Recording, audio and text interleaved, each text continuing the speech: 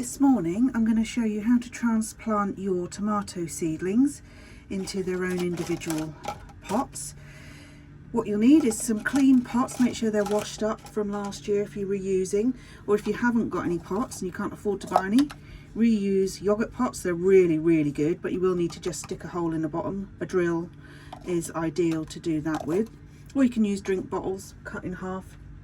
So you've got your tomato seedlings. They're a couple of inches high now, nice and strong. So what we need to do is carefully tip them out. So I'm going to cup them and just give the pot a gentle squeeze on all sides and a shake.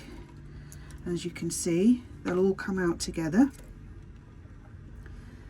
and their roots will all be intertwined, so you have to just be a little bit careful you don't disturb them, and gently pull them apart. Keep as much of the root intact as possible. Take one of your pots, use some soil. Now we're using soil from the actual cathedral that we've made ourselves here.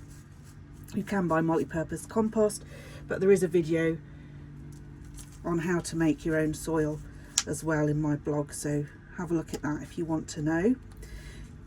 Fill your pot and then put a little indent in there about as deep as your current root ball. Gently lift that up and pop it in the center of your pot. Backfill it carefully and press down. Make sure he's in the center there.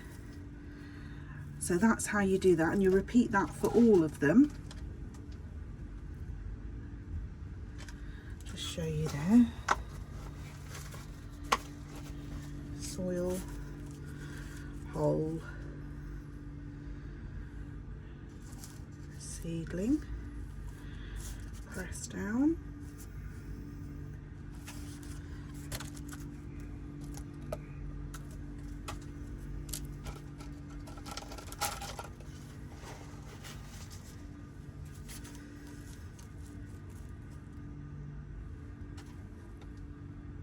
So we've got two here.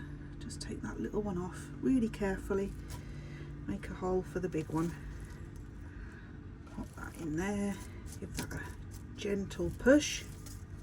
Just nice and firm, but without disturbing the roots.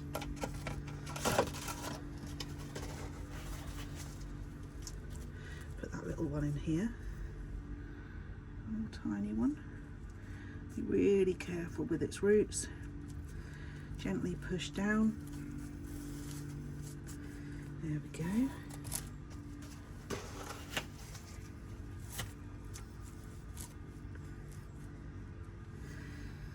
Oh, we've got three left, so we've got that one.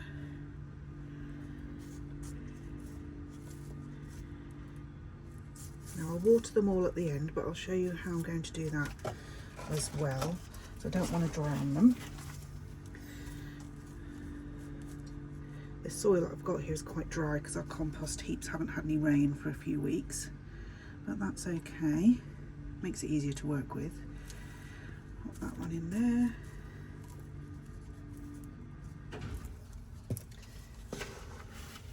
And our last one.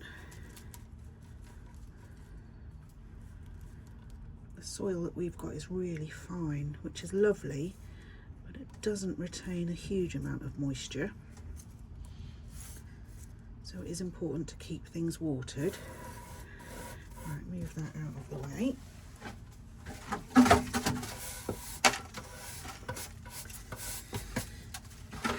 So when it comes to watering, another little trick is to use old meat trays or trays that you've had food in from the supermarket, because they won't have holes in, which is perfect, and you can get a few of your pots in there, and that way you can water the tray and the soil will soak it up from the base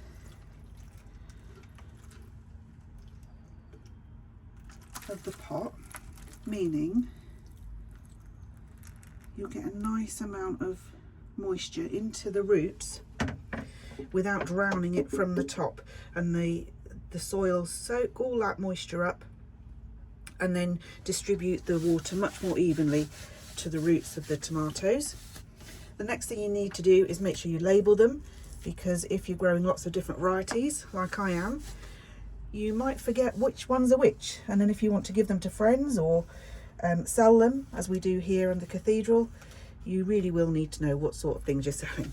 So that's how you repot your tomatoes, and you keep them in the greenhouse, and we'll see how they get on in a couple of weeks. See you later.